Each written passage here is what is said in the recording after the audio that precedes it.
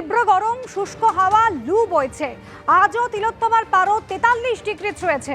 কলকাতা সহ জেলায় জেলায় বইছে তীব্র তাপপ্রবাহ। গতকালই ৭০ বছরের রেকর্ড ছুঁয়েছে কলকাতার তাপমাত্রা। আর এই তাপপ্রবাহ আরও ৪ দিন স্থায়ী থাকবে। কলকাতা সহ দক্ষিণবঙ্গে শনিবার পর্যন্ত তাপপ্রবাহ চলবে। দুই বর্ধমান, পশ্চিম মেদিনীপুর, ঝাড়গ্রাম, বীরভূম, মুর্শিদাবাদে চলবে তাপপ্রবাহ। বাঁকুড়া এবং পুরুলিয়াতেও চরম তাপপ্রবাহের সতর্কতা রয়েছে।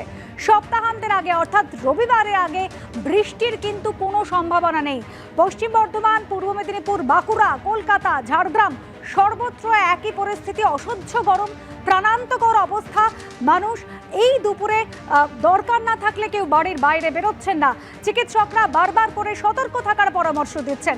সুকান্ত মুখোপাধ্যায় আমাদের প্রতিনিধি রয়েছেন আমাদের সঙ্গে সরাসরি। সুকান্ত, কি কলকাতা উত্তর বা দক্ষিণ সর্বত্রই যেন লকডাউনের পরিস্থিতি, কেউ রাস্তায় বেরোচ্ছেন না খুব প্রয়োজন না হলে।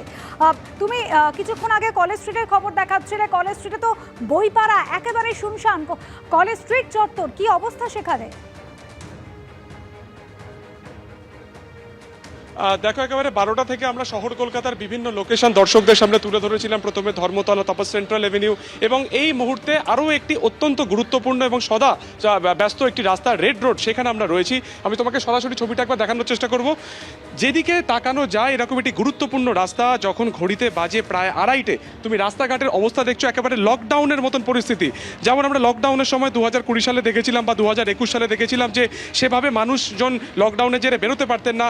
কার্যত অঘোষিত লকডাউন, কোনো রকম রাস্তাঘাটে তেমন লোকজন নেই। এবং আজকেও যেটা আবহাওয়া দপ্তর সূত্রে খবর, যে গতকালকে 43 ডিগ্রি একেবারে সর্বোচ্চ রেকর্ড ছিল প্রায় 50 বছরে, এবং আজকেও কিন্তু তাপমাত্রা এই একই রকম ছুঁয়েছে। সঙ্গে অস্বস্তিকর এই যে আবহাওয়া, তার মধ্যে মানুষজন কিন্তু সেভাবে কার্যত বেরোচ্ছেনই না, খুব প্রয়োজন ছাড়া। বা যারা বেরোচ্ছেন মাথায় ছাতা দিয়ে, কখনো তাদেরকে কিন্তু দেখা যাচ্ছে যে হয় তারা কোল্ড ড্রিঙ্কস খাচ্ছেন বা শরবত খাচ্ছেন, এবং চিকিৎসকের যে পরামর্শ সবটাই কিন্তু তারা মেনে চলার চেষ্টা করছেন। তো আপাতত যেটা দেখা যাচ্ছে, খুব সকালের দিকে মানুষজন তার গন্তব্যে বেরোচ্ছেন, কিন্তু তারপরে অর্থাৎ 10টার পর থেকে যখন এই রোদ কার্যত চরমে উঠছে এবং মানে তাপমাত্রা যত বাড়ছে, তত কিন্তু মানুষজনের যাতায়াত কার্যত কমে গেছে। খুব প্রয়োজন ছাড়া কেউ কিন্তু বেরোচ্ছেন না। তো আপাতত রেড রোডের ছবি প্রতীক রায় এই মুহূর্তে দেখাচ্ছেন, যে যেখানে কার্যত অঘোষিত লকডাউন, এবং অন্যান্য সময় যত পরিমাণ গাড়ির যাতায়াত শহর কলকাতা বা রাজপথে থাকে, সেই তুলনায় কিন্তু আজকে বা গতকালকে আমরা দেখেছিলাম বিভিন্ন জায়গাতে, গুরুত্বপূর্ণ জায়গাতে অনেকটাই কিন্তু কম। একেবারে। সুকান্ত, তুমিও সাবধানে থেকো। আমাদের প্রতিনিধি সুকান্ত মুখোপাধ্যায় কলকাতার ছবিটা আমাদের সামনে তুলে ধরলো।